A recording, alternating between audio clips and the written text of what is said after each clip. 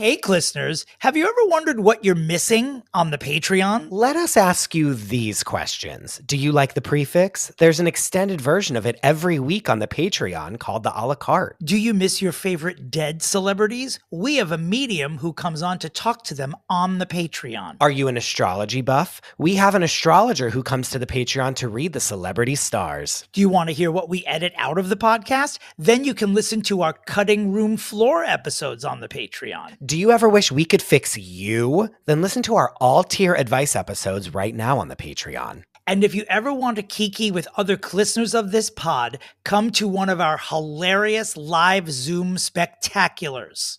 Still not convinced? No problem. Head on over to patreon.com/fixingfamouspeople to listen to an example episode of each of these. Absolutely free. See you on Patreon. Where's Shelley? This is Fixing Famous People, the podcast where two reality television producers pitch solutions to save celebrities in dire straits. But first, let's get to the Pre-Fixe, your weekly pop culture roundup. So the good news is that the Lisp is gone because I have swapped out the gear. When I tell you that the amount of engagement with the listeners of this podcast over this faux Lisp. I'm coming in hot, by the way. Go ahead. More than J-Lo, Hilaria, Rachel Dolezal, Celine, and Cher. Combined. Yes. On the tour, in the DMs, everyone's just like, either I don't believe you, to which I'm like, I don't really give a fuck, but I do think it's hilarious. What's there to okay, like you don't believe us? Like what? Sure. Yeah, I showed up to work drunk. Here's what I have to say.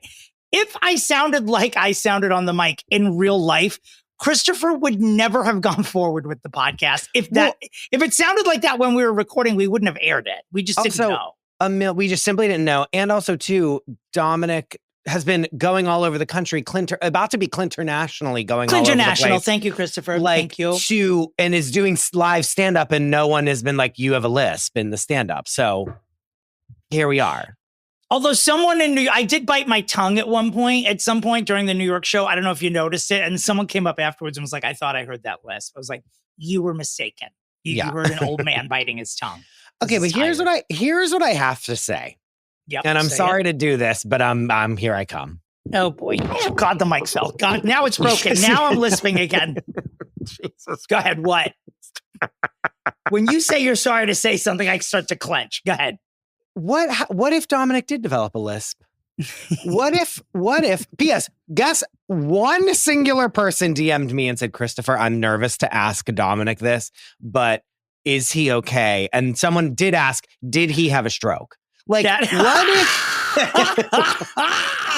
And they were like, and they were being completely sincere. They were like, did something happen and now he has a lisp and he's too embarrassed to say it because it's like, bad health. And they were legitimately concerned, and it was not a joke. It was not a bit. It was like truly like, I hope he's okay. And I said, no, it was just a mic. But listeners, what if Dominick had an ailment, spit 3 times? I hope that never happens. But and then developed a lisp. And all of you who say that we're so mean, I've never said anything on this podcast meaner than the comments that you all put on our fucking Instagram and TikTok, all the shit, Spotify, Apple. I tried to clear this up on social media, and I pointed out some of these comments. I'm assuming that these were good people before they listened to this podcast, and then they turned rotted. To which I say, at the end of the day, it's our fault at the end. Kind of, yeah. I don't make fun of anyone's deformities, however. That's you're some real hateful people, and I love it. Those are the people those are the corners I go to at parties with those people. I'm just saying, if you the minute you go to cast the stone at us, look in the goddamn mirror, because you sons of bitches, the mean ass shit you guys were writing was astounding. So I will say this: if there were an actual lisp or a stroke, let me tell you, my first and last name are Dominick Pupa. Everyone knows my address. My dick pics are everywhere. I tell you about every dick I take or see. I tell you every time I take a shit. We are here only to be honest with you. And I promise, for those of you who are concerned, I am, as much as I can be, since some of you are hateful, touched by the concern. However, it really was just a technical issue. People are saying, like, I've watched it very closely. I can tell it's an actual lisp. I'm like, okay, girl. Okay, take that. Okay, Jessica Fletcher, go to Matlock. Literally, go watch the Zapruder shit. film again. Do that. How about that? With your tinfoil hat. I've been watching it closely. Also, we're gay. We all have kind of a lisp. So fuck you. How about that? And you said that a couple weeks ago, you said it is homophobic that you think I have a lisp, and it is. It actually is. Yeah. You want to know who else is homophobic? Delta Airlines. Airlines. Okay. Wait, before you get there, because I'm about to go. No, you're about to really. What I just did is going to pale in comparison to what you're about to do. But let's all remember that Dominick was giving us like minute to minute updates when he had quote unquote tonsillitis, and as if like the world was ending. So if he actually really had a stroke, like we would all know minute 3 because he'd be like going live on Instagram to show us him in the hospital bed. Am I wrong? I promise you, anything that you are not wrong, anything that befalls me goes into the act. Period. End of story. It is how there are no, well, there's probably 1 or 2 secrets. I mean, some of you, I don't want you to know which of your relatives that I've had sex with. But other than those things, and anything. I will disclose anything, but I do appreciate the concern. And I know we're being assholes on purpose here. And Christopher, thank you for defending me. I appreciate it. You're welcome. But most of the stuff was so hateful that I've been repeating it to other people. So like mean. Some of it was genius, like the sitting on the mic, like all these other things were pretty hilarious. Yes, beautiful work. I can take it. Listen. A real man knows how to take a punch, not just give one. And I am a real man. The only thing you could dispute in that sentence is whether I'm actually a man. But that's for another. That's for my physicians. And my only comment back was someone said, like, did Dominick get new veneers that don't fit in his mouth? Which, to be fair, that's viable. That tracks. Absolutely. And I said, no veneers. And I said, we're both gap-toothed bitches and we shall remain. As I said before on this show, if I didn't have a gap in my teeth, what would my personality be? I don't know. If you weren't one of the Pointer sisters, whose sister would you be? I don't know. Yeah. By the way, now that we've spent 6 minutes screaming at the people who listen to this podcast, playfully, I mean, we don't really care. We appreciate the engagement, even though, getting off a stage when you've given it your all for an hour and the first thing someone says is like, you don't have a lisp. That was a little bit that's rough. Yeah. Weird. Yeah, no. I was like, did you like the show? I'm glad you like my teeth and tongue. We're laughing, but don't get cute, everyone. Okay. Also, well, speaking of not getting cute, here's the bad news, though. The good news is I don't have a lisp, as I started to say 6 minutes ago until we started the tirade. The bad news is right after this Pre-Fixe, we will be airing the Third Annual Fixie Awards, in which I fully have the lisp again. I totally forgot until this moment that we recorded the Fixie Awards when I had the faulty mic. So you're about to hear me have a stroke in about a half hour. Trigger warning. I'm writing, wait, let me write this down. I'm writing down trigger warning in the body of the trigger warning. Dominick's lisp is back. Speaking of which, what a time we've had so far. Since we last spoke to you, we met so many people, some of them lunatics, well, all of them, in Nashville. Atlanta was fantastic. I was at the Punchline in Atlanta. I can't wait to get back there. A mighty crowd there, almost exclusively of listeners, and such fun ones, really, and loyal and lovely ones. And then the Big Kahuna, New York City. I mean, it felt like Fixing Famous People's Met Gala. No, it really did. It like really the did. Stars upon stars of people. So many listeners that we got to meet for the first time as well. Chris, of course, upstaging from the audience in a full length. Was that fox or bear? What did you have on? You look absolutely gorgeous. A fur coat, wearing the heart of the ocean as a choker. It was the way you had it tied into a choker was absolute genius. Yeah. It sort of took the place of your Prada. License plate. I call it your license plate, but it really was. It was in like a triangle form. No, and I tried to figure out how to wear the Prada license plate with it just because, and I was like, oh no, this is just simply clashes too much. So, and I'll post pictures my mother on was Insta. There. We have a photo. Our mothers getting together for the first time. It was great. It was. We really have a photo that's truly the the meeting of the minds, like the meeting of the minds, which is our mother's meeting, then your parents and my mom, then Hassan, then us. Like we have a family photo that I have not posted. I'm going to be posting it. One photo from the entire tour of that we did. And I need to I'm going to post today from the week 2 stuff.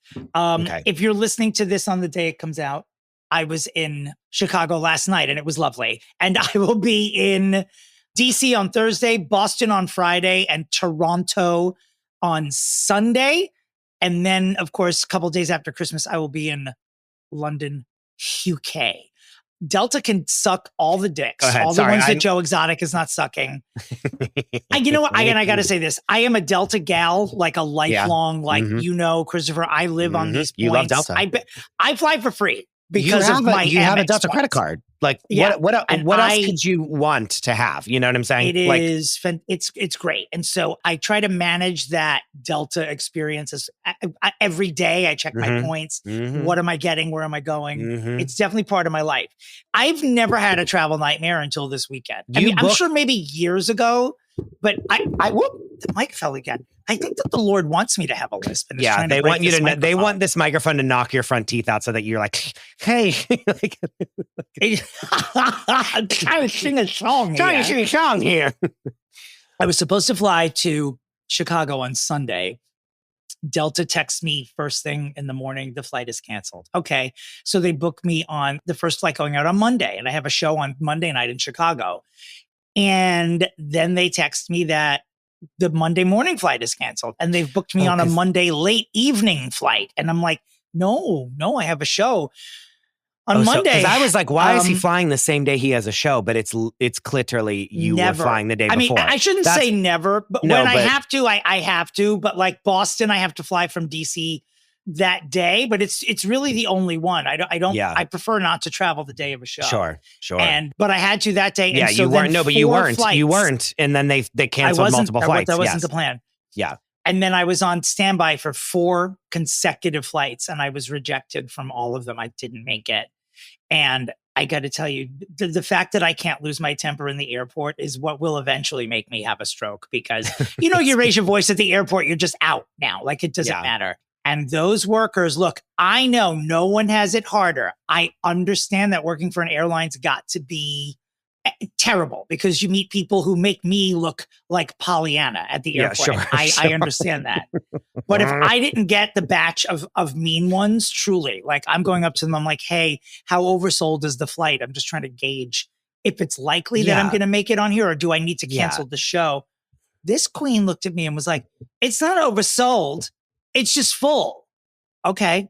So again, am I I'm just trying to get, not? So am I, like that's my question. Why do you need to assert this little tiny bit of dominance that you have?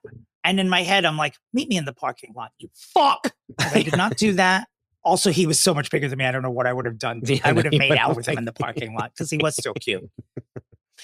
But I got a lot of mean Delta people, and I'm never mean to anyone at work. It is very rare that I get loud, even when you fuck up. By the way, I need to pull back on the Botox up here. Do you see how shiny that is? My forehead looks like a plate. I need to powder it. A little bit, but I mean, Dominic, what are we going to do? Well, that's why we call it the Kidman. It's not supposed to move. So well. Anyway, very grateful to everyone who's come to the tour. Christopher and I have loved meeting everybody. And the shows have been so much fun. And the more the merrier. Keep it up. No, the New York show, you were, because like the show is a little bit, like you went on a little bit late just because there's people sitting and not because of you, but like, and you were texting me like, oh, is it too, like, should I start? I need to start. I said, Dominic, the energy in the room is crazy. I said, it's electric in here. You know what I mean? I was like, everyone's vibes are up. Like no one's like that annoyed. New York show is so special. I mean, because I'm a hometown boy and all that stuff, obviously, but it's just like, although there's something Dominic, about it. I'm not sorry to say, but like mostly listeners, which you used to be all of our production friends, like in the audience, mostly listeners in even the New York show.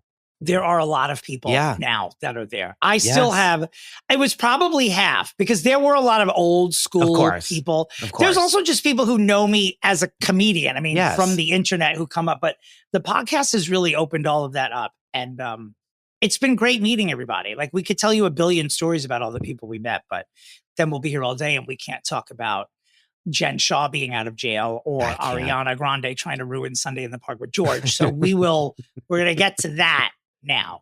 But we love you. There are a few dates left. The Fixie Awards are right after this. They are so much fun. So much fun. My Lisp is in full effect. They're lispy as fuck is what they are. Lispy as fuck is something. The Third Annual Lispy Awards. The Lisp. Wait, should I call it that?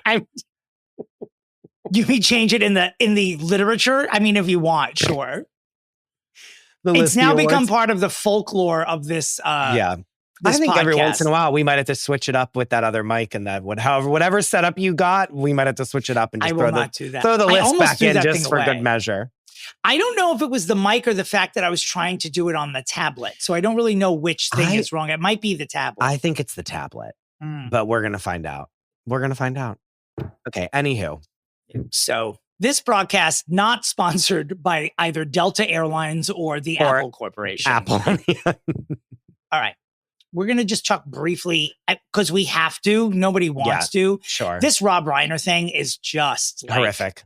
Absolutely horrible. I mean, just another Hollywood. We're witnessing another piece of like Hollywood death history. Hollywood loves stories like this. And someone was saying, like, you could have all the money in the world. You could have all the resources possible that are available to human beings, and addiction can still run rampant in someone's life, period. Right. Nick Reiner went to rehab over a dozen times, apparently. Like, it's so sad. And this is like a preventable thing and also just sad. It just really, it's horrible. Yeah. Clearly he murdered his parents. This is a troubled individual, but there's only one person in the world I know who doesn't like Rob Reiner, and that's a pile of garbage whose opinion I don't give a fuck about anyway. I can't even. I mean, on both sides of the aisle, no matter what you did in this business, like the outpouring, I mean, very similar to Diane Keaton, dare I say, even more upset and more glowing reviews of like this human being's personality. Yeah, that's Rob a big, that's a big one. R.I.P. Yeah. Yeah. And just remember, I mean, the group chat was like, oh, there were 2 people found dead at Rob Reiner's house. You don't even think in the beginning, like, I didn't think to myself, oh, you know, what happened? Did the housekeepers get carbon monoxide? And then like something briefly, weird. Yeah. It was either you or Rebecca. Someone was like, it's him. The people they found dead are him and his wife. It's like, whoa. Well, especially for this to be coming on the heels of, what was his name and the wife that were found in the dogs, remember? Gene Hackman. Yeah. You know what I mean? And those two are kind of very similar. It's just so I feel like we lived through this already and now we're living through it again, which is really sad. Interesting. I'm still not clear on what the fuck happened to Gene Hackman and Betsy Arakawa, but I was going to make a joke about Nick Reiner killing them, but I'm not going to do that. Please don't. Although I probably just did by saying that, didn't I? Let's move on. Okay, moving R.I.P. By the way, the images. Can we go up? I need to go up. I just want to say the images of Billy Crystal leaving the house in tears will stay with me for the rest of my life. Just like really, really terrible. All right, here's a question. Are we watching Heated Rivalry on HBO Max? Is that why I couldn't find it on Netflix? Correct, Christopher. I truly, when I tell you, tried to watch the first episode of it with Hassan while we were eating lunch, and I just couldn't find it on Netflix. And so then I was like, okay, well, I already ate my lunch, so now it's like, why couldn't I find SVU on Tubi? Yeah, because it's on Peacock. Yeah. So that's on me, but okay. So you should watch it. I have not seen it. I've seen clips online, but like I haven't gotten into the nitty gritty. And I'm nervous that me as a gay man, I'm going to roll my eyes at it. And it's going to actually be for women. I watched the first episode when I was at the airport yesterday. In hour 6, probably, right? 10 hours from 6:15 to 4:40. When I watched the first episode, I was also nervous about that, but pleasantly surprised because there's a ton of sex in it, and it's very fun to watch if you're into that sort of thing. Spoiler alert, I am, but there's a little bit of a story there too, which is cute. I think it's cute. I think it's good, and I think it just seems like a good story. It seems, like a good, viable. It was not as trashy as I was fearful it was going to be. And by the way, huge shout out to Canada, the nation of, and specifically Crave Canada, who are the folks who actually made this series and sold it to HBO Max. Because everyone's like, HBO is so progressive, and Canada's like, pump the brakes here. Like, you tried your 51st state thing. You want to be the 50th, right? We made this, so cut your crap. And so thank you, Canada. They have dozens and thousands of artists of their own who made this. I mean, obviously Canada made it because it has to do with hockey. Hockey. We don't really do that here. But we don't make movies. I mean, we do, it. but just not as well. Not like this. No. And it is, it's hot and sexy and super gay. I believe that the leads are not gay and people are trying to start shit. Who what cares? A surprise. But I don't know that I care. I don't want to care because it's like, do you? Yeah. You want them to be gay? I just want queer actors to be employed for queer roles. I hear you with that, but I just want queer actors to play straight roles as well. Like, I want Russell Tovey and NPH. Like, whenever they play like the male love interest, everyone should be able to play everything. I'm not talking about like a Rachel Dolezal way. No, sure. Yeah, you're not echoing Scarlett Johansson, are you? My nemesis. No, they shouldn't. You can play gay, but don't play Asian. Yeah. And I'm also thrilled that the lead is Asian, by the way. He's Asian Canadian. So his character, I don't know what he is in real life, but he's half Asian and half Caucasian, which you don't see ever anywhere. And that's also something that Canada does much more often than America, which is cast Asians in lead roles. Yeah. So happy to see that. We're going to watch. We literally almost tried to watch it today, just simply couldn't get to it because I didn't know. I mean, if you're watching it with a man, if you're gay and you're watching it with a man that you do have sex with, you will probably have sex during. You'll probably bang during. Episode. Yeah. Hassan was like, I don't know if I'm ready. That's truly what Hassan like said. He was like, am I going to watch this? Because then like, I'm going to attack you. And I was get all frisky. Yeah, for sure. Someone on Grindr, more than one person actually has been including references to it. Someone put like a hockey stick and a fire emoji is just their name here in Chicago. And I'm like, is this a reference to Heated Rivalry? He's like 100%. He's like, of course it is. Yeah. Yeah. He's like, do you want me to come over? I was like, well, I didn't say you were attractive. I was just laughing at your profile. I'm just simply asking you a question. Send me a face picture. Yeah. He also didn't have a face picture. So you can't come over until I see your face. No. Moving right along. So, let's watch it. Jess Rothschild loves it. Friend of the pod. Sure. In real life, Jess. So I know she's listening attentively to my review. I loved the first episode and I can't wait to watch the next 4. Well, Christopher, as predicted, specifically by you, Jen Shaw out years in advance. I think she had a 6 or 7 year sentence. She's out in less than 3 or a little over 3, maybe even less than that. But welcome home. I don't know if Bravo's following this. I don't think they are. I heard Andy say that it's like, this is a little too, she fucked up the lives of old people. We can't like make light of it. This it's like, this is like, Luann, sexually assaulting a busboy. Right. It's not like that. It's not good. Like, you know what I mean? This is like beyond the pale. You know what I mean? Which is thank God, by the way. I do not. And I don't think the other women clearly want nothing to do with her.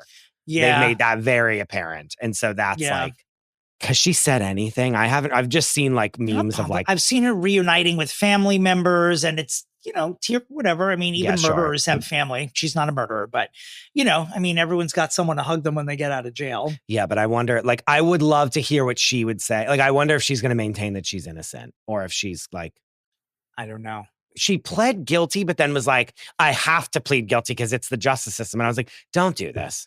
Like, just fucking go down. Know what I mean? Like, that's what I'm so like if Karen Huger, once she gets there and isn't like, I am a despicable human being and is like, I like should hold my head in shame of what I've done. Like, if she doesn't do that and tries to be like, no, what? Like, that's really bad. I wonder who she'll tell is the question. Like, is it going to have to be an Andy situation or is someone, TLC loves to shit on Bravo. Maybe they will do an expose on her. Who knows? All right, let's lift it up a little bit. So we have a little Broadway section here. Oh, by the way, and one thing I will say as I'm traversing, I love that people really appreciate that we bring them like stage news. And someone even compared it, which I was truly blown away by the comparison, like what Rosie O'Donnell used to do. Like she's based in New York and she's talking about Broadway on her show. every day and like bringing it to the mat. And I love that because we are both huge Broadway fans and want it to thrive as much as possible, even though it's very expensive. I don't know how we'll ever correct that, but I love that people know that we give them stage news. So here's a little bit of it. Jonathan Bailey, the sexiest man alive, as according to People magazine and anyone with eyes, and us, and Ariana Louise Grande, looks like it's not official yet that they would be starring in a West End revival of Sunday in the Park with George. Now, I drew breath when Rebecca Bregman told us about this morning, because not only is it my favorite musical of all time. I know it's your favorite musical. I was going to say, isn't it your favorite musical of all time? Yeah. And of many people. I mean, it's just utterly brilliant. And I have to apologize to Ariana Grande, who doesn't even know that I committed this crime against her. But I made the mistake before Wicked of just thinking that Ari was a pop star. And then I saw Wicked and I'm like, this is an artist. And like pop, for me, her being a pop star is like her second greatest skill, and her being a stage girl is number one. And I'm actually super excited for both of them to do this. It's so good. It's about art. It's about making art. It's about being in love with an art. It's Sondheim's greatest work. It's one of the best musicals ever written. And I will fly there to see it. I will not wait to see if it comes here. That is one we're getting on a plane to do. And I know that Jonathan Bailey is going to be great in it. He won the Olivier when he was in Company in London.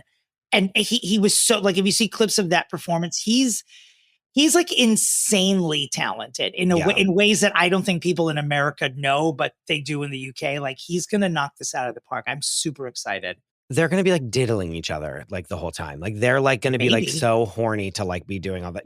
And I mean that in the way of like the artists and the art, like everything you're just saying, they're going to be like coming their pants over all of that, which like, I'm honestly excited to watch. Ethan Slater must be thrilled that Jonathan Bailey is a homosexual, because if he wasn't, I would probably just break up with her now and be like, have fun with Jonathan Bailey. Because there's no way. Because you have to, her character has to be so in love with George. I won't say much more. And coincidentally, tomorrow morning, the reason I was late coming here today was that I was moving my flight around because I realized that I was in Chicago, and every year when I'm here, I have to go see the Surratt painting that the entire musical is based on. Yeah, that's your favorite painting in the whole world, isn't it? And when I realized that the museum, the Art Institute of Chicago, was closed today, I moved my flight so I could go see that at 11 and then go to the airport. Wow. Can you imagine? You know, I had a real fantasy. I would never do this, of just showing up to the Art Institute of Chicago with my luggage and dragging it through and just taking. They would never let you do it. Saying hello to the painting and then just going right to the airport. Like, but I must. P.S. You want to talk about the Delta like gate agent? That you'd be like, but I have to go see this painting, and they'd be like, sir, like. I will be looking at it tomorrow morning, so check the Insta stories because I will obviously be posting it. In more stage news, I was taken aback by this one as well. Titanic, the off-Broadway smash, which you've heard Chris and I talk about on this podcast a billion times. Chris and his partner, seen it multiple times. They absolutely love it. I saw it years after the hype and still loved it. I saw it this year with my friend Mark. Is going to Broadway. It's been off Broadway, a staple now for several years, and now it's going to Broadway. And what can only be, it's the O'Mary effect. Like, that's why, without O'Mary being on Broadway, Titanic does not end up there. Like, we're doing this broad, they see that tourists want to see broad comedy on Broadway, and they're like, that's the ticket. Because it was out before O'Mary, and I was thinking it was like winding down. And I know they're doing it. I think it's in London now, and it's somewhere else. Like, it's not doing, it's like regional, like, you know, the touring version and like the different cities. And I thought here it was like going to be gone. You know what I mean? It was supposed to be. We saw it specifically because it wrapped up, and I don't think it's playing here anymore. But it is on the West End, and it is a huge, like, Olivier Award-winning smash over there. Like, Marla Mandel is like she's the Imelda Staunton. She's the century's Imelda Staunton. But it's doing so well there. They're like, fuck it, let's bring it to Broadway. And you know what? Fantastic. That's fucking great. For real. No, it's exciting. So I mean, that's exciting. You know what I mean? That's something like that. And P.S. when you see it, you're like, oh, we could have written this. Like, it's like, and that's not a slam. It's just like it's like funny humor that's like stupid It's on silly. purpose and silly Yeah. and like fun and like not taking It's like itself going to seriously see- at all. right. It's like any comedy on Broadway. It's like going to see Noises Off or The Play That's Gone Wrong or anything like that. Yeah. Oh, Mary, for me, is in a separate category as Sure. maybe the funniest play that's ever been on Broadway. And I have to think about that for a year or two, but it's definitely up there because you know that it's sort of slapsticky or silly when you're going to see it. But when you're watching the actual play and you're listening to the jokes and you're seeing how the story unfolds and wraps up, I mean, I walked out of there the first time when I saw it with Cole, and I'm like, this might seriously be the funniest thing I've ever seen. And Yeah. certainly one of the best plays ever. You know, we're huge Oh Mary stans at this podcast, which leads us to the next story, by the way, is that John Cameron Mitchell, after Jane Krakowski leaves and we have a brief stint where Jinx Monsoon is returning to the role, John Cameron Mitchell, he of Hedwig and Rabbit Hole and many other Short Bus and many other brilliant things, will be the new Mary. Excited. Yeah. Surprised that he hasn't done it before. You know what I mean? You would think that he Yeah. would be someone that would yeah. I'm not as excited about him as I have been about some of the other people who've done it, but he's going to figure out a way to make it his own for Yeah. sure, the way Yeah. Jane did. And I've been telling everyone to go see Jane. I mean, Yeah, to she me, was great. You know, she didn't create the role, but and I don't think that this is sinful to say it, she's as good as Cole Escola was in the role. Like, she's not identical to him, but she's so good. Like the parts that Cole are the funniest in is like not the same parts that Jane is the funniest in. And that's so fun to see. Right. Different. Someone brings something different. Where the parts that like, I didn't laugh as much when Cole was in the role than when Jane is in it. It's fun. Like you're dying. And I was like, oh, this was kind of like a throwaway line at the beginning when I saw it the first time. It's going to run for years. It's going to run for years. It should. Years. It's simple. It's so funny. It's simple. So funny. And like not that big of it. Like it's not that hard to do. And it's like fun and funny. And of course, like hard to do as in like, there's not all these songs and all these set changes and all this crap. Right. And it's 90 minutes in and out. No intermission. Very funny. Perfect. And like, yeah, very well executed. And that's it. I never worry about overselling this or overhyping it. Like it's that good. You're guaranteed to have a good time at this. Wrapping up our little Broadway section, Patti LuPone, remember her? Well, she's back on her bullshit. Jesus Christ. She showed up to the God off-Broadway help us show, Drew Droge's Messy White Gaze. She went there this week and, the Post picked it up and the cast was performing with her. Well, apparently there was someone in the audience who, from what I can gather from the article, she was just a little too enthusiastic to be an audience member. The Messy White Gaze is an off-Broadway play that's very gay and it's about a murder and it's also a very funny comedy. And I guess she was in the audience like yes, queen, and like thinking she was in an AOL chat or a bachelorette party. Goodbye. Not an AOL chat. So apparently after the show, Patti went up to her and said, you should never come to the theater again. And the woman just like kowtowed to her, according to the Post. The woman was just like apologetic. But Patty's like, I don't care if I'm supposed to be like resting like a steak over here, like for the next few months. Absolutely not. Can you behave like that in the theater? Yeah. So Patty's for once, back. I'm in agreement with her. For once. Yeah.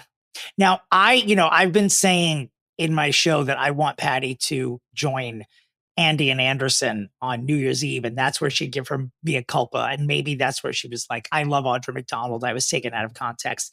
And then I want her to scream at Ryan Seacrest in the way she can. And this is a very wide left of a segue to say that the headliner for Mr. Seacrest's Dick Clark's New Year's Rockin' Eve has been announced, and it is none other than the boss herself, Ms. Ross, Diana. No. Yes, she's headlining Dick Clark's New Year's Rockin' Eve with Ryan Seacrest. And Rita Ora? Is Rita Ora, is she involved with this? I don't know about Rita Ora's Rita Ora took over for Jenny McCarthy, never forget. Well, Rita Ora's going to be on the street getting fan reaction and blowing horns while Diana's up there going, who are you? Yeah, no, but yeah, Rita who? I want Diana Ross to hand Rita Ora her coat before she goes on stage. That's what I'm asking for. That's what I want. Because there's no in January, we will be fixing Rita Ora. Just know it's coming. Yep. We're also fixing Broadway in January. I forgot that we recorded an episode with the aforementioned Jess Rothschild.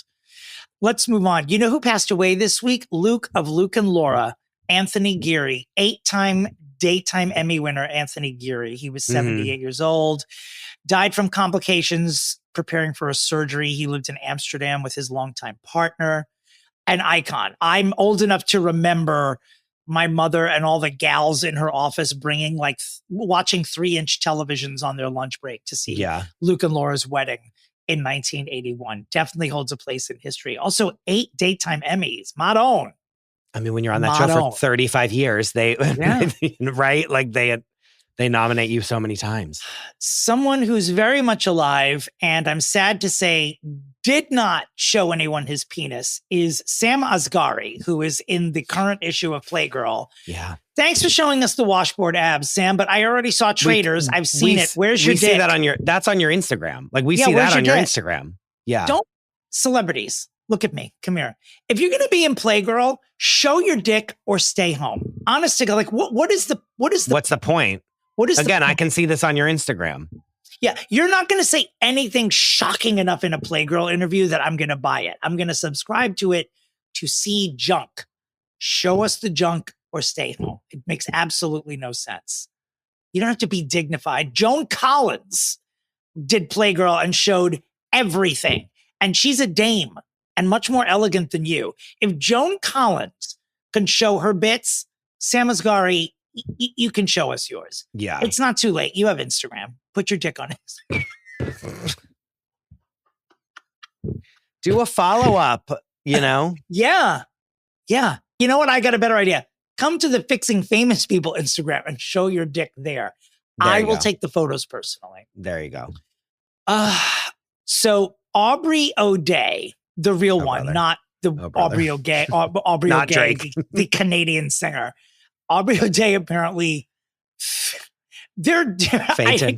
I don't know. She fell ill. She's on tour with Danity Kane, and apparently she watched the Diddy documentary and fell ill because it was triggering, and I guess had to cancel a show or something. And everyone's rolling their eyes at this. And then she had to clarify that she had already been sick and vomiting and fluish, but then saw the documentary and it didn't sit well with her. This is what I'll say. Go ahead, because it's probably what I'm going to say too. Like, I'll just sit here and roll my eyes silently while you speak it. At the end of the day, like he did ruin her life. Like she has every reason to like hate him. Like, because again, never forget, he like fired her on TV and like did all this. Like he was abysmal and horrible to her. However, to quote Oprah, respect the red light. When the spotlight's on you, you got to perform. And like, and be sick. Don't be sick. And then it's I want to be on her side, but this is what makes it hard. She makes it hard. She makes it hard. Look, your body, your choice. You do what you want. I don't and I'm not here to victim blame or victim shame. Of course not.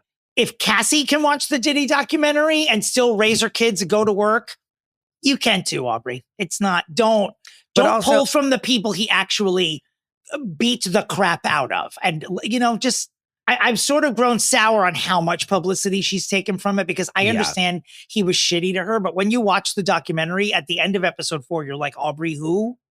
Well, and also there's been like 4 this is like the 4th documentary about this whole thing. Sure. So it's like, this one is pretty, I think because they show that almost unwatchable Cassie video, and it's a lot. Yeah. The weird footage that they like stole but didn't steal, allegedly, whatever. Yeah.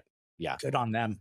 It puts you in a hard position because you want to help, you want her to succeed and you want to help her. But it's like, sure. I have so much sympathy for her. And then I'm also like, but also then you shouldn't be performing right now. Does that make sense? No. I don't know. But then also, why am I policing what she's doing? You know what I mean? I feel the same, but I'm worried about Cassie right now. And I'm going to just be looking at her for 6 months, that this is in this documentary, and Aubrey's going to be fine while she's on tour with Danity Kane. They performed right down the street from me in San Francisco on the same night. Yeah, they were at a theater almost the same size. Not rival. Goodbye. They're the same size as the one I performed in. I don't know who. I mean, that's bad for them. Not dueling shows. You and Aubrey. I should let them know. Yeah. Your competition. My heart was damaged. That's a Danity Kane lyric. What a song. What a song.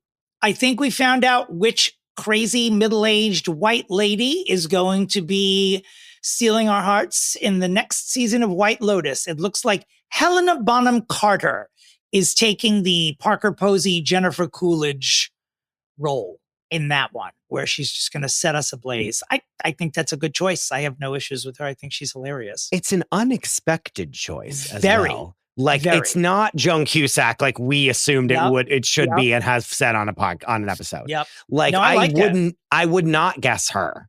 And so that I'm like, oh, Mike White still has got it. You know? Yeah, I like it. I like this choice because it's unusual.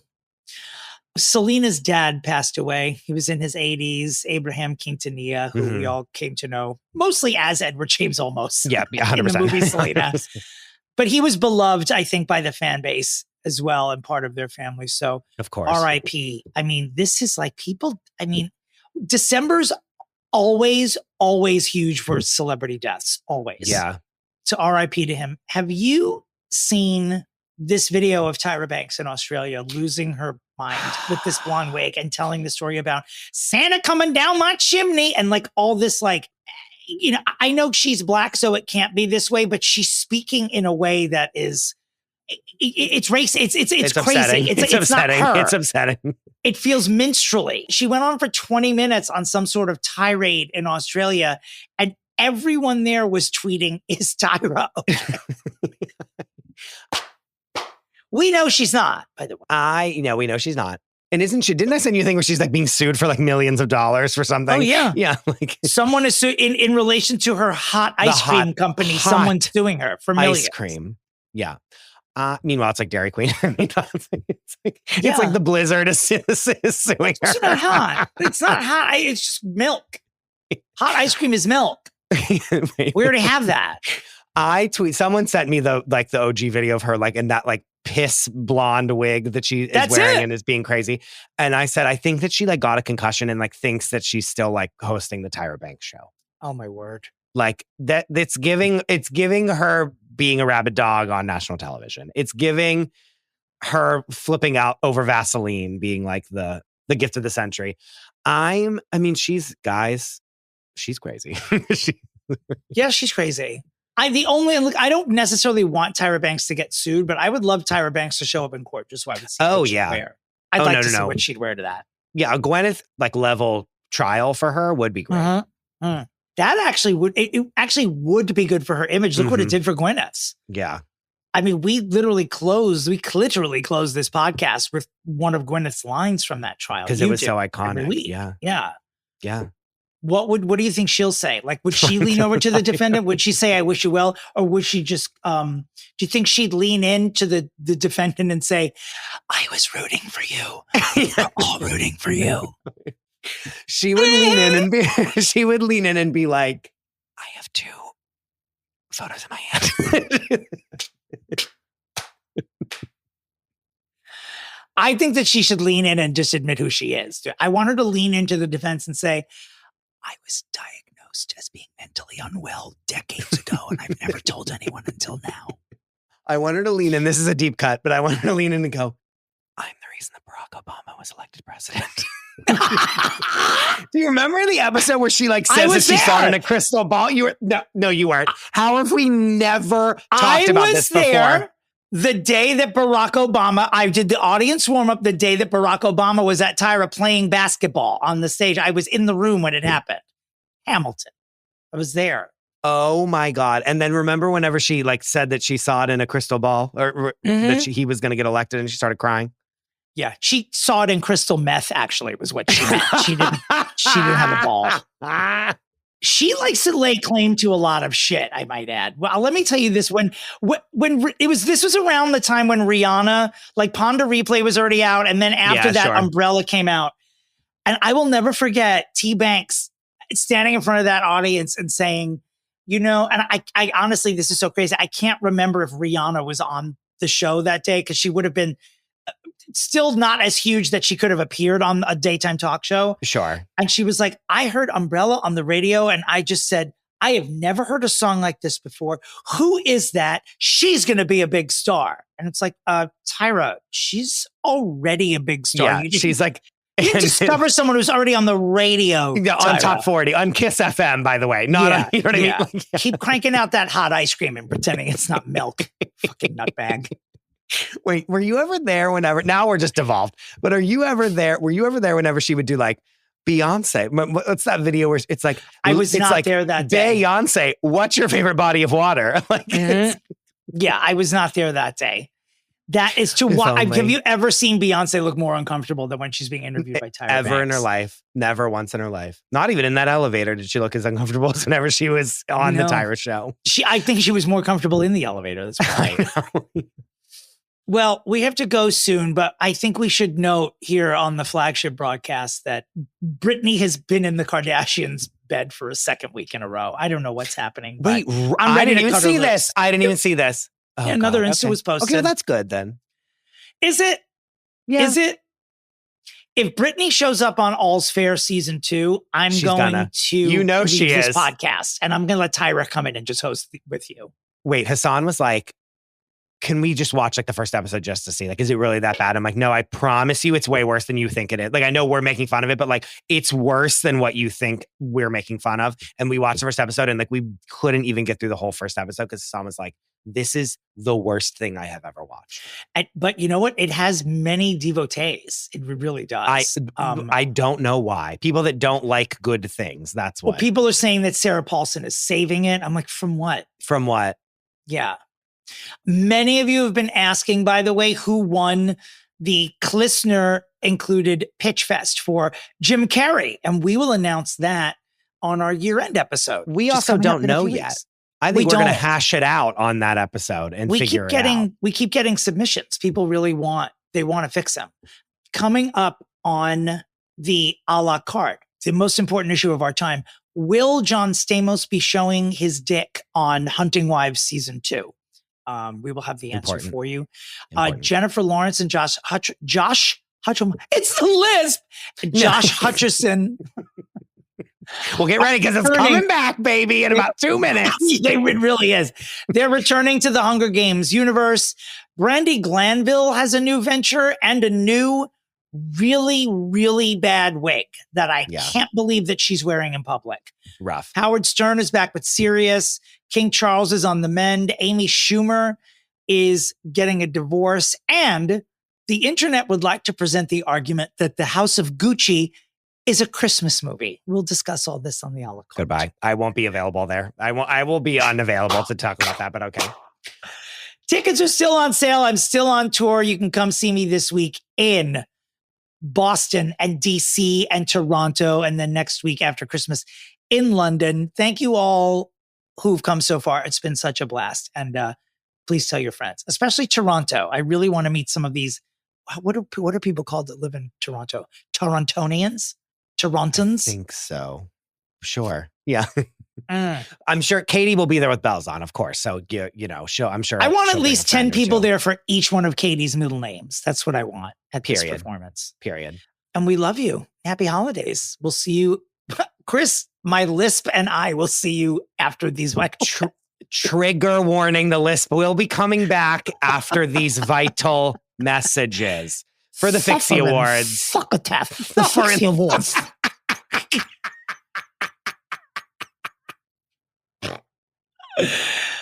Bye.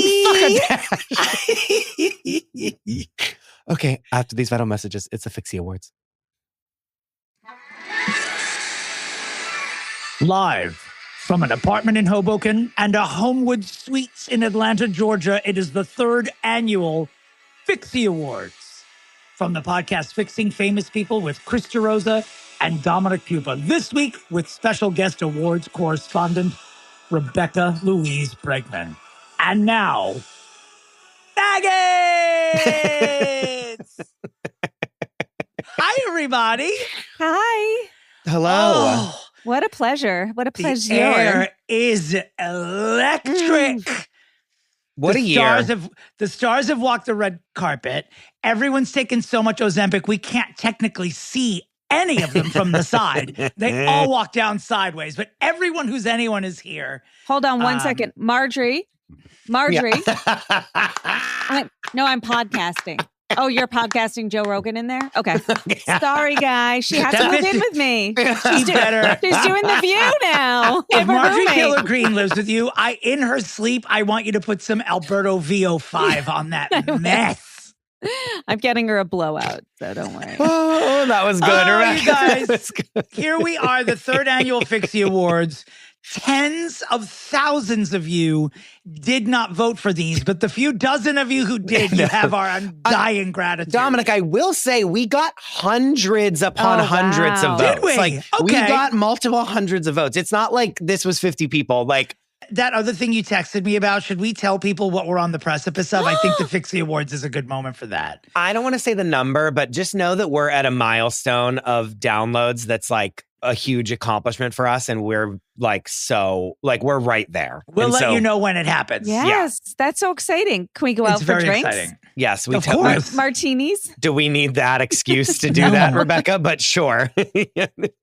We're very excited. So I was being sarcastic. I truly didn't know that hundreds of people voted. No, hundreds. Fucking great. More people that voted for this than they probably do for the Oscars, is what I'm going to say. Certainly for the New York City mayoral election. I was going to say presidential, so.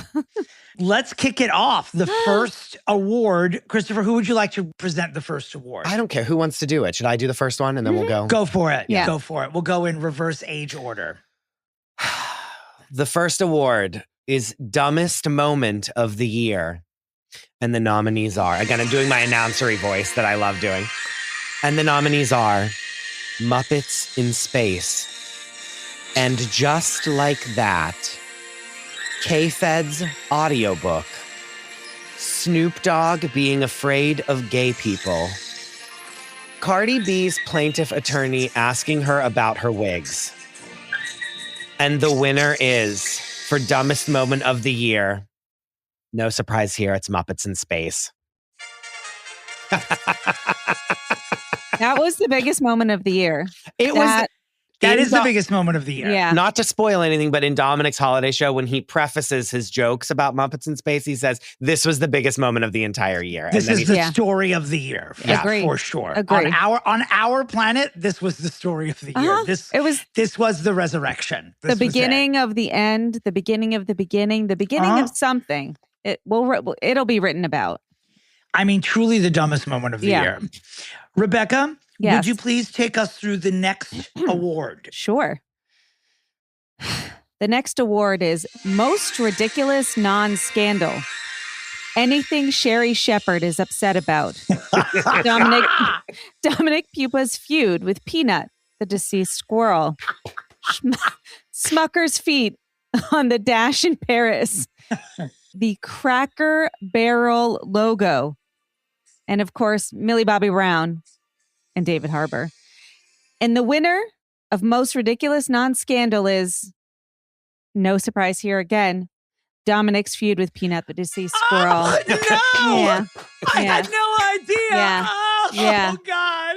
Dominick, would you like to give a speech? Yes, I have a mic, of course. I want to thank the listeners who voted, and I want to thank Peanut just for being dead, because that's where you belong, bitch. And now, for the third award, the nominees for the Oopsies Award are the editors of And Just Like That, leaving the words season finale in the finale trailer.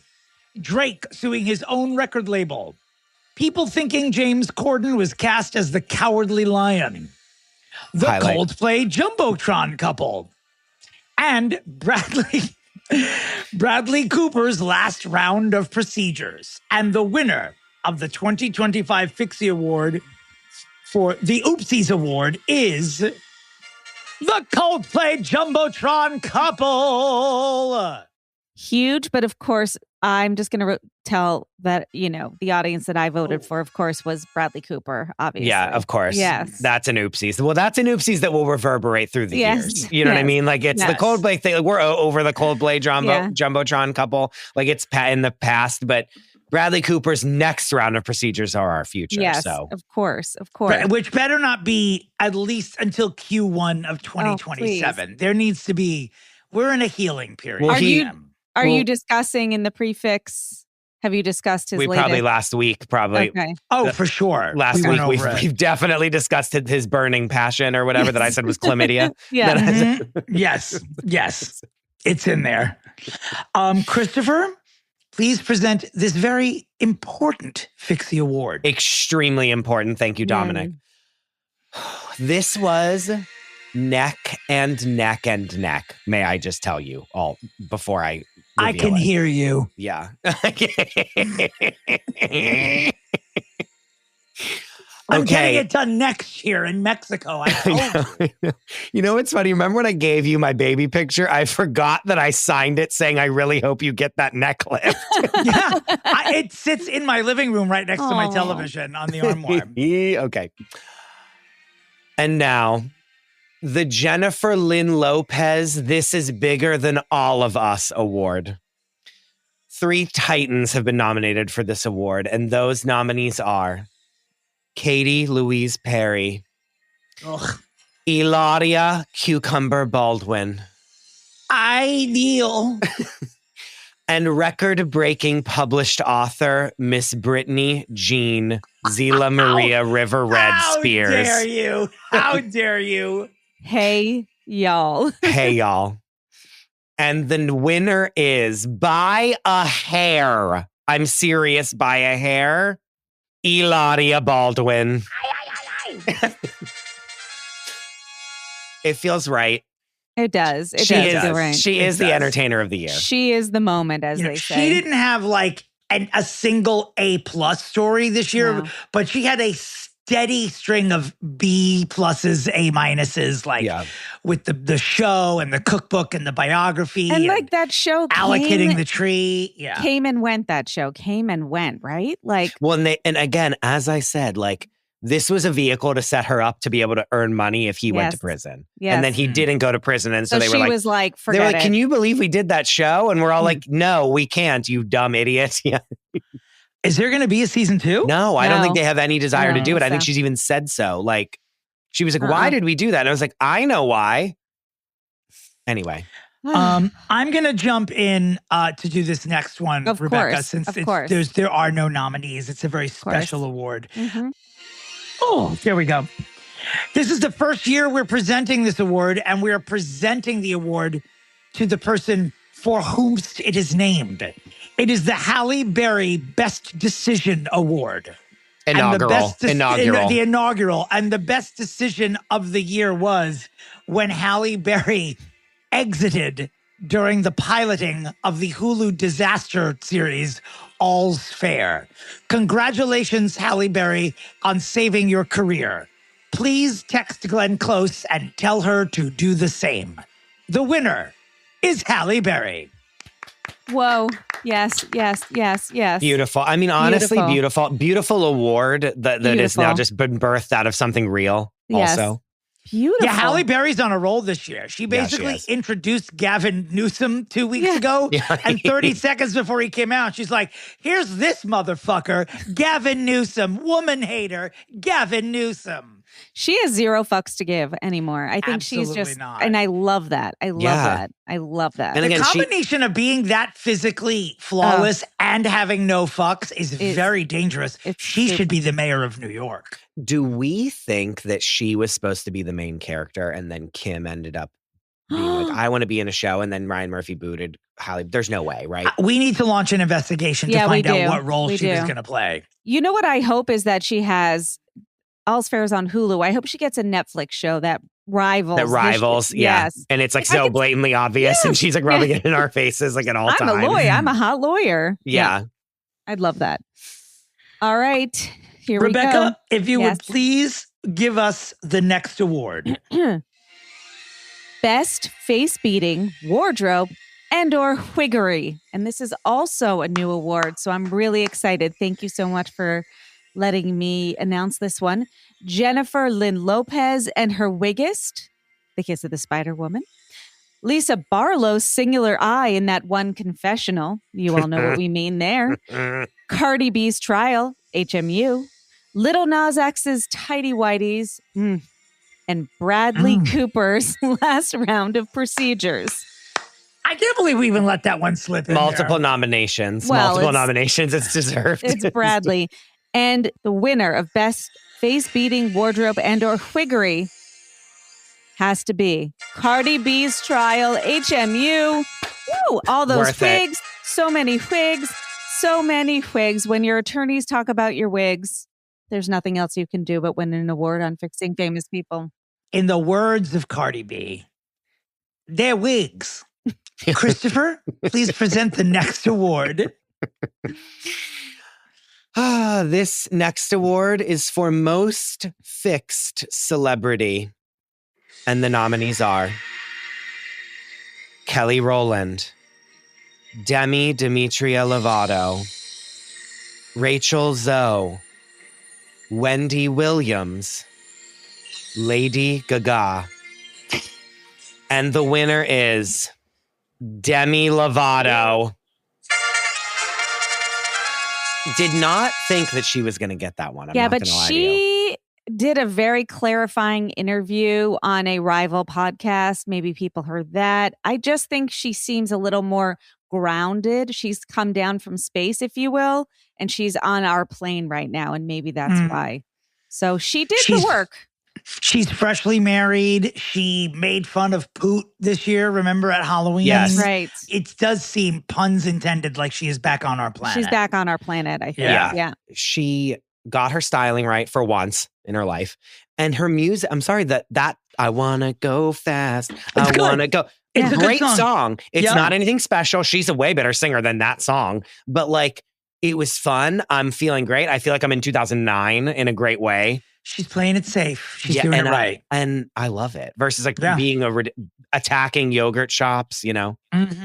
Going into space. Yeah. Honestly, I'm sure she just got her Wellbutrin Lexapro. Yeah, 100%. Honestly, Correct. this award sponsored by Lorazepam. Yeah, Right, No, exactly. but also is just like what I want for everyone. Like anyone Yes. like her, that's what I do want is You that just then they level get out, their level cocktail good. Exactly. and- Get which your is great. cocktail right. Yeah. And I'm not gonna lie, she was right about the aliens, and so that probably helped as well. Yeah. She was. I told Goodbye. you. I told you so.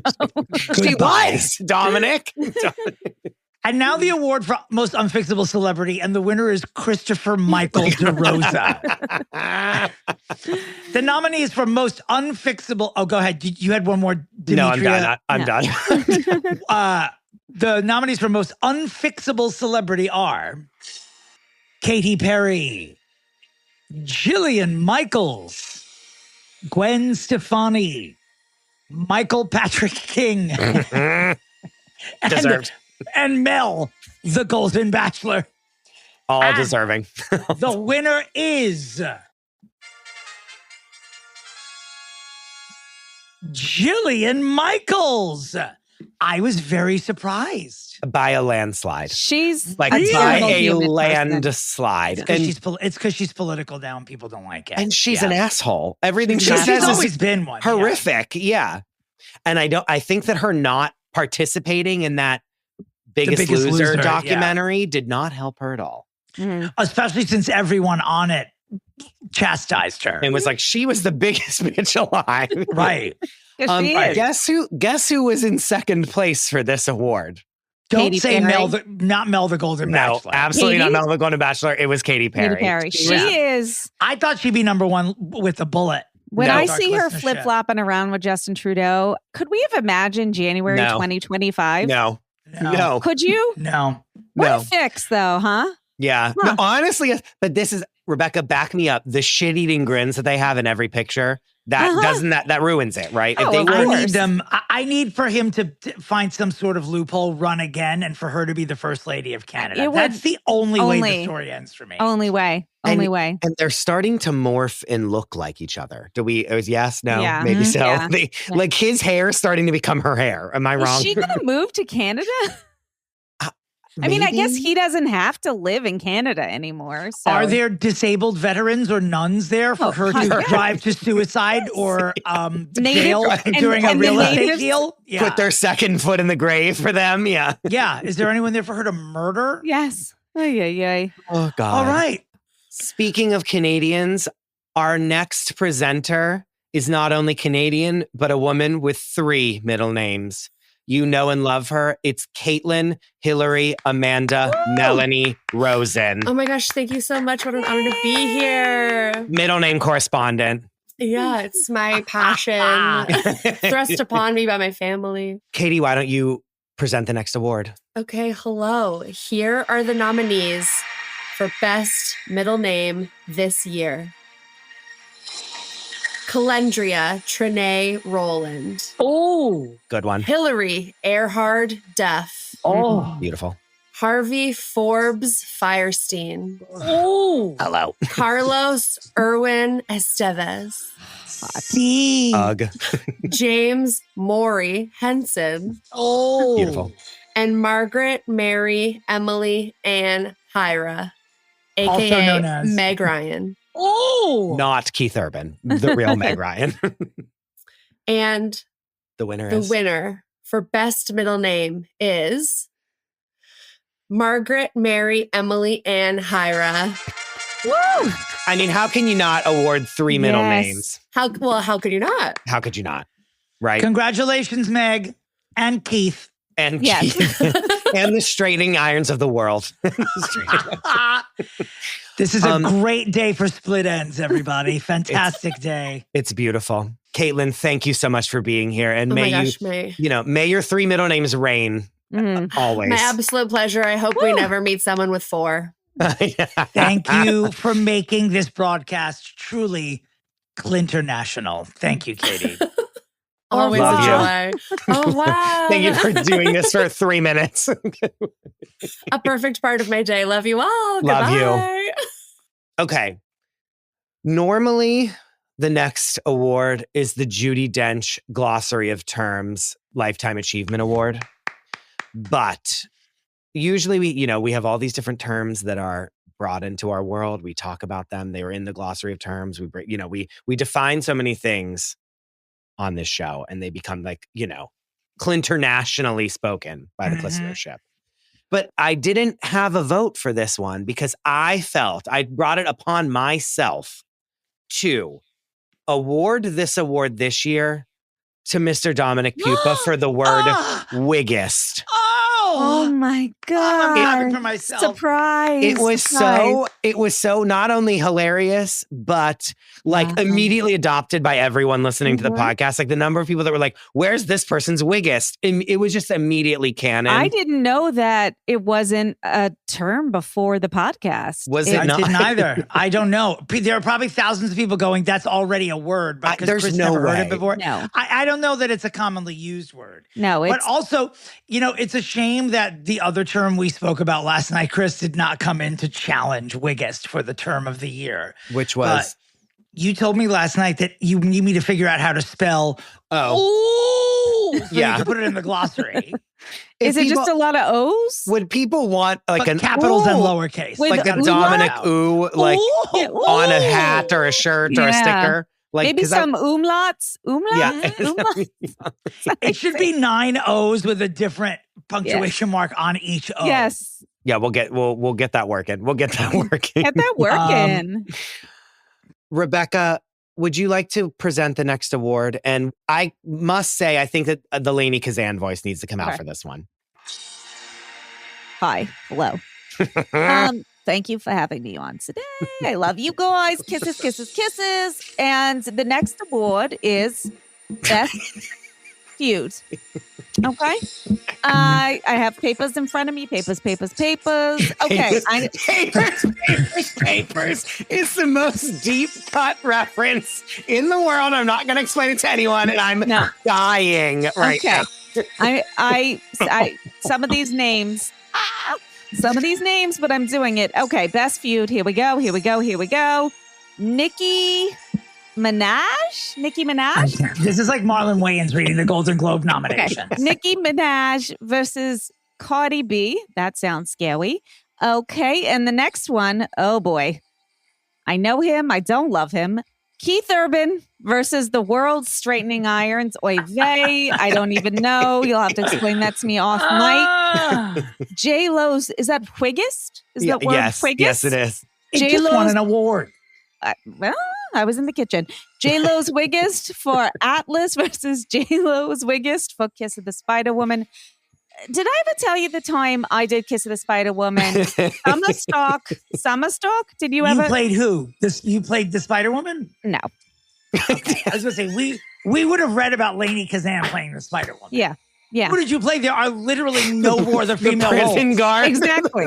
The prison. No other female roles. You don't think I have range? What the fuck is wrong with You you? show up thinking you were going to play Mama Morton, and they were like, wrong prison musical. They were just Lainie, like, get we out. need Lainie, we need butts and seats, Summer Stock.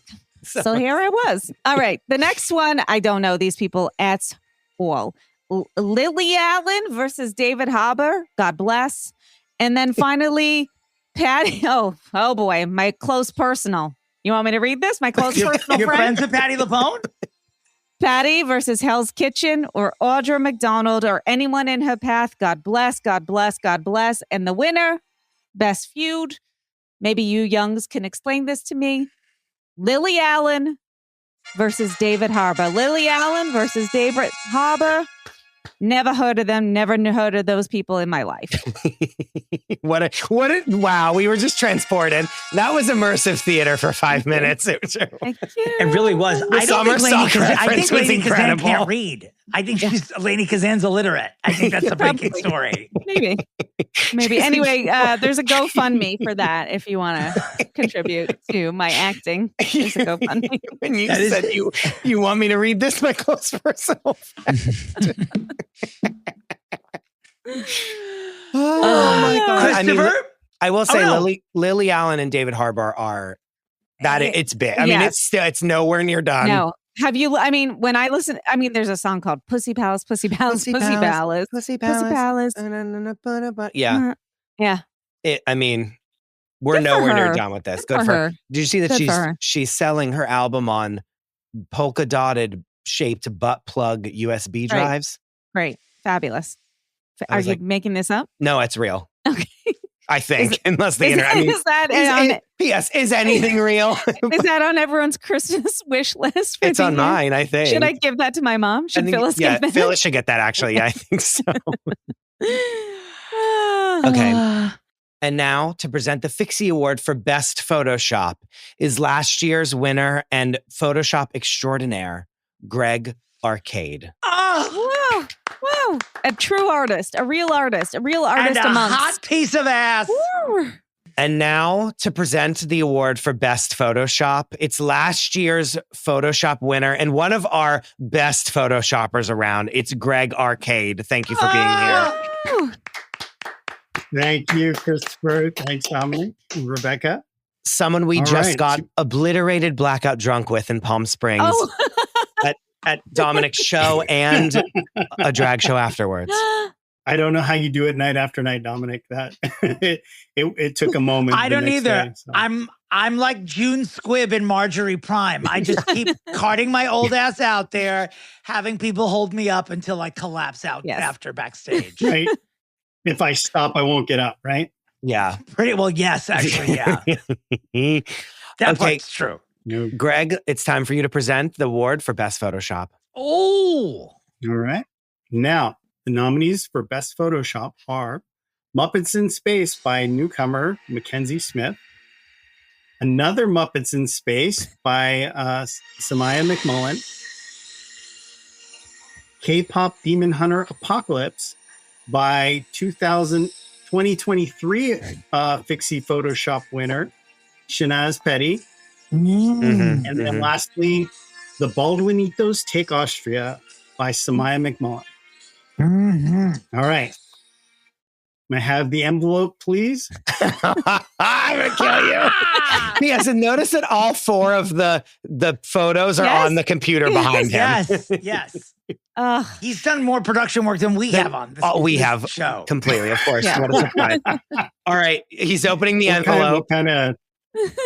All right. And the winner is, how do you say Los Baldwinitos Take Austria Oh! by Samaya McMullen. Woo! Woo!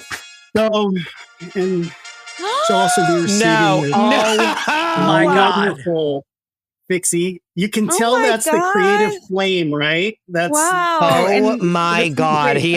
Greg has a real Fixie Award that he's holding up. Wow. You need to send me pictures of this so we can post it on the Instagram. It's a It's a flame. vagina. It's a labia. It's a gold vagina. Well, I remember Wow. from year one, you said you would call them the Clitty Awards. And so Yes, and we changed our minds. Right. Okay. Oh my God. We actually might need you to make these so that we can send them to people and I'll just pay you for it. Oh my Wow. God. Wow. Absolutely Congratulations. Wow. incredible. And now, here to accept her award, it's Samaya McMullen. Samaya. She's worked for this for years. She really And a has. two-time nominee this year, which can Wow. sometimes spell certain death Yeah. if you split the vote. But Mhm. she did it. rises. Yes. And still she rose. And here she is. You guys, I can't tell you what an honor it is to be voted Best Photoshop of 2025. It's an award that I owe to Larry Tesler, inventor of the cut, copy, and paste function. I had to Google him. I can't tell you how many minutes of my day I've spent giggling as I copy paste together chaotic memes and various pictures that are just in my brain after listening to this incredible podcast. I will be, quote unquote, photoshopping a picture of myself accepting this award, even though I don't own Photoshop, nor do I know how to use it. Thank you. Thank you, Samaya. Thanks, Samaya. Yay. I can't wait to see Proud what of her. Proud of her. I can't wait to see what everyone works on for 2026. Hard work pays off, listeners. Hard work pays off. Period. 2026 is gonna be even better. And never forget, Chris- Samaya is the first person to be nominated in multiple categories. She gave us Clistery last year. That was Wow. that was big. I mean, that was Yeah. the number Yeah. two. If Subway Dust hadn't won, I mean, Clistery was going to take it. Right? Yeah. Of course. Of Yeah. course. Yeah. Okay. Christopher, I believe you're presenting the next award. Celebrity we're certain will be fixing soon. The nominees are Megan Sussex, the Duchess of Smuckers, thrice. Lil Nas X. Kathy Griffin. Patricia Louise Lapone. And Sydney Sweeney. And the winner is Sydney Sweeney. And we already have someone that has stepped forward to be a guest. They said, Fantastic. please have me back so that I can fix Sydney Sweeney. Really? And so it will Are happen. you scribbling away, thinking about your fixes? I know I got to, because it's going to be hard. Yeah. It's going to be I love that there hard. are several of these awards are really politically motivated. Yes. I'm gonna give you a fix for Sydney Sweeney. She's gonna Yeah. star in the remake of Roots. And that's all I'm gonna say. I don't know who she's gonna be. I don't know who, what, where, when, Why or but- how? why or how. But Sydney You have Sweeney lost your mind. remake of Roots. And I think that would be explosive. Explosive. And now to present Chaos of the Year. Some of you know her as a dame, as the Buffalo Medium, and also sometimes a drag king named Tom Sandoval. It is Fixing Famous People's own Dame Erin Bagwell. Yay! Thanks Yay. for having me. I'm so excited to be here at the awards. I was nervous to see if you were going to be dressed up as anyone today. I'm an exhausted mother in December. Aw. That's who I am today. Okay, copy that. Same. Oh, Same. I mean, honestly, we just had Meghan Markle as the nominee of an award, and that's giving very much with Love Meghan right now. I have mom brain. What's the difference between sugar and salt? Exactly. So technically, you are dressed as Meghan. Yeah. I like Minus it. the 6 nannies. Mm-hmm. Erin, please present your award. The Chaos of the Year Award. The nominees Ooh. are Marjorie Taylor Greene's advocating for George Santos. Rebecca's roommate. Joe Exotic advocating for George Santos. Britney Spears in bed with the Kardashians. Amelia Perez dominating award season. Oh, God, Penis to remember that, bitch? vagina. Yes. And of course, Hulu's All's Fair. Oh, And the winner is Nail biter. Hulu's All's Fair. Congratulations, Kimmy. Wow. I guess technically 2 Kardashians in this category, right? Yeah, Big year for them. yeah. Big year. Wow, huge year year. for the- Huge. Yeah. And is Ryan Murphy coming on to collect his award? Or Yeah. Yeah. Yeah. And is this when we can get him to apologize to Yes. Glenn Close? Yeah. When Yeah. there's a mic in his face? I mean, what a whirlwind that Yeah. show is. What a Yeah. fucking, I mean, I was like, oh, what's going to win this? What's going to win this? It won it by like 90%. Oh, of the really? votes. Like, it was so obviously I the love winner. that. It wasn't even funny. It was, yeah. And it's also funny. Are we remember Amelia Perez? Are we going to No. say remember All's Fair? We will, because there'll be a season 2. yeah. So we But, will like, remember We'll that. remember All's Fair more than Amelia I agree. Perez. agree. That is. Think about the Ugh. fact that we watched in this calendar year, we watched that charlatan French woman go up on that stage and like had the worst speech of anything ever, where people were like, get the hook out Get for this out. fucking loser. Get out. Mm. And I think, what if they reference penis to Perez. vagina on All's Fair? I think They should. that could be a possibility. Glenn Close's character should be watching Amelia Perez at one point Mm. and Yes. then turning it off when someone comes into and it's that song like Yes. sex change operation. I see. And then it's like click, like, and then Yeah. she turns around on her chair and is like, yes, that should be. That should I be mean, it. the further away we get from that movie, the more that it just seems like the A worst fever movie dream. ever made. Yeah. Like people were like creaming over it when it won all those awards at Cannes last what is year. wrong with us? And then award season came, and like all it took was like a few errant tweets. Yeah. And everything gone. just Whole started ship goes collapsing. down. Yeah. Zoe Saldana's lucky she got an Oscar out of Yeah. this whole Yeah. thing. For real. She got an Oscar. Can I also say, Dominic, in your show, you talk about All's Fair and you talk about Glenn Close for a Mhm. moment. And Yes. when I tell you the amount of restraint I've had to bite my tongue to not scream out and heckle you and say, are those your titties, Glenn Close? Do it in New York. I'll do it in New York.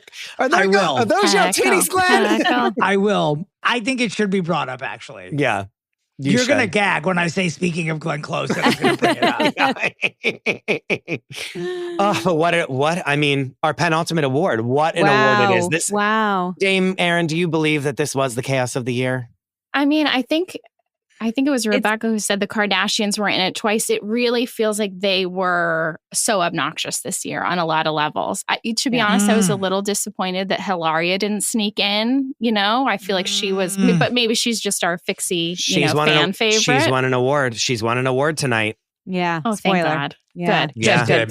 Praying for She's her. also more nominated. We have a separate, there's the Latin Fixie Awards. She's nominated 11 times in that this year. Their co-host for that is Shakira, honestly. I would say, Couldn't do that.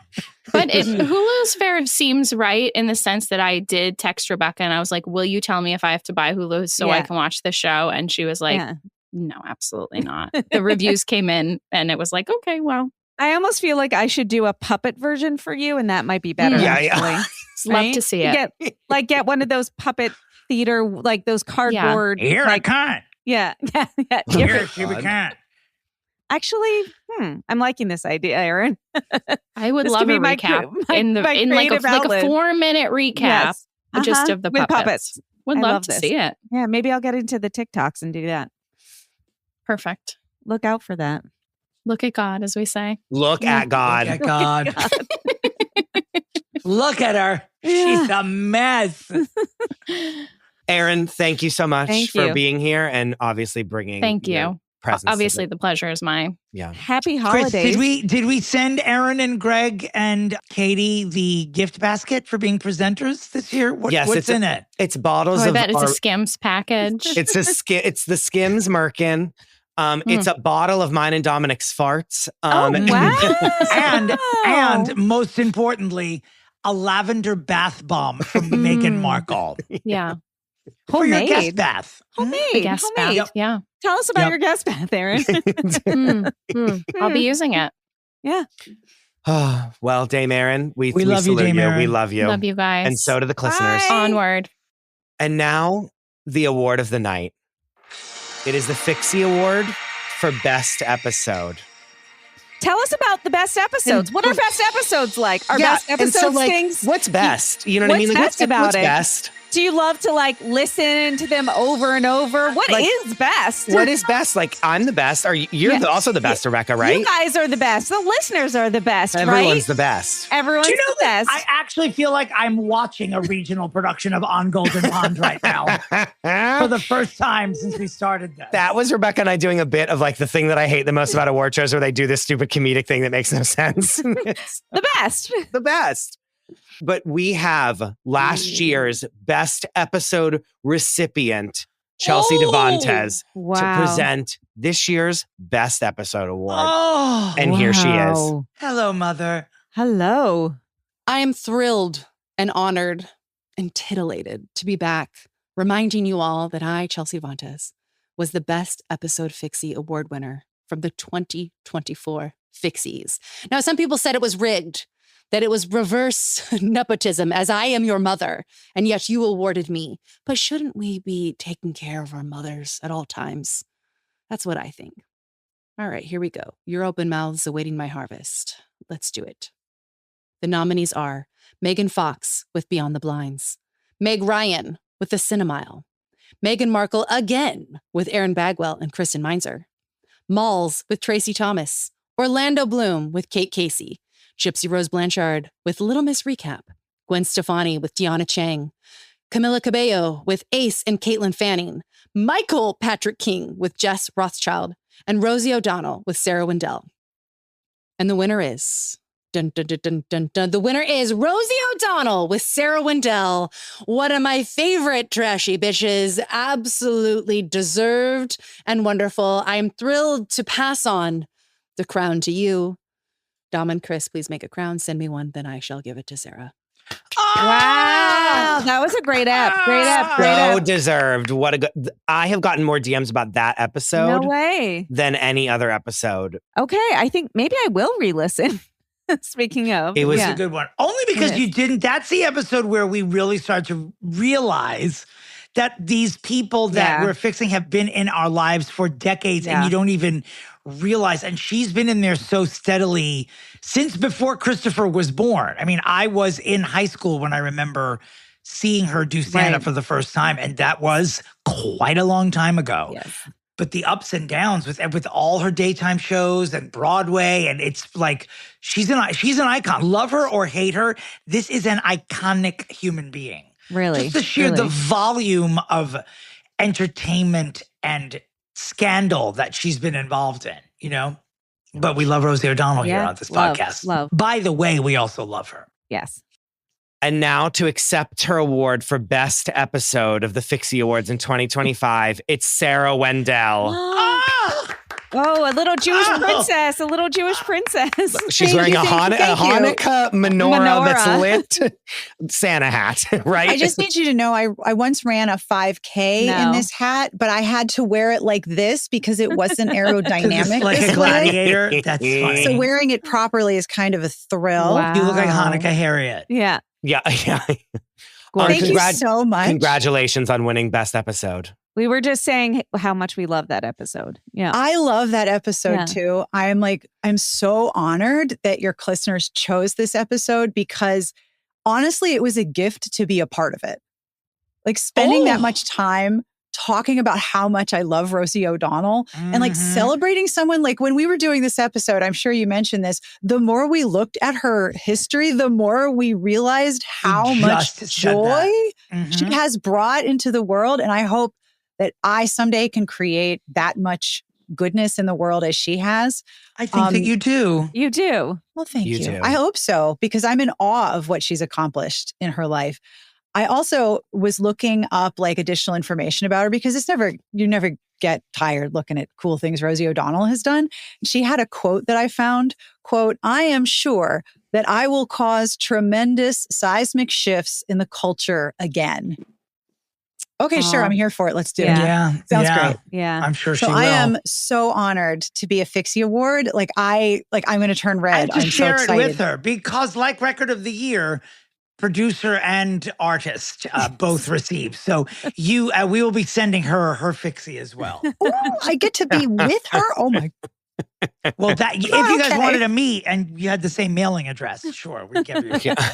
Listen, if I could be with her in Ireland, I'd be there in 2 seconds. I don't care how little daylight they get. It sounds great. Yeah. Truly. Congratulations. Congratulations, Sarah Waddell Sarah. and Rosie O'Donnell. Woo. That concludes the 2025 Fixie Oh, Awards. Wow. We love you all. Thank you for being here, and we hope Thank to you see for you having me. again soon. Listeners, we love you. Rebecca, thank you for being with us. Sarah, may this year be your reign, and may you be a benevolent queen to the listeners. Where can people find everyone? Sarah Wendell, where can people find you? I was like, well, how do we end this? I'm like, oh, we know how to end this every time. So you can find me at smartbitchestrashybooks.com. And if you like podcasts about romance novels and the cool people who read and write them, I'm at smartpodcasttrashybooks.com. Rebecca, where can people find you? LinkedIn, so you can hire me so I can pay my mortgage in 2026. Thank you. Ah. Dominick, where can people find you? Oh, my website's domintterry.com. My Insta is Dominick Pupa. I am still on tour. I will be in DC tomorrow night, the 18th. And then I will be in Boston on Friday, the 19th, Toronto on the 21st, and London, England on December 28th. Please go to my website or my Insta for more details. Christopher, where can the listeners of our award-winning and giving podcast find you on the whirlwinded wide web? You can find me at the DeRosa. You can find the show at Fixing Famous People, and you can find the Patreon at patreon.com/Fixing Famous People. I wish you all well. And as always, let's all say it together. Where shall we? Why do we say it at that speed? In It is Temecula. always- In Temecula.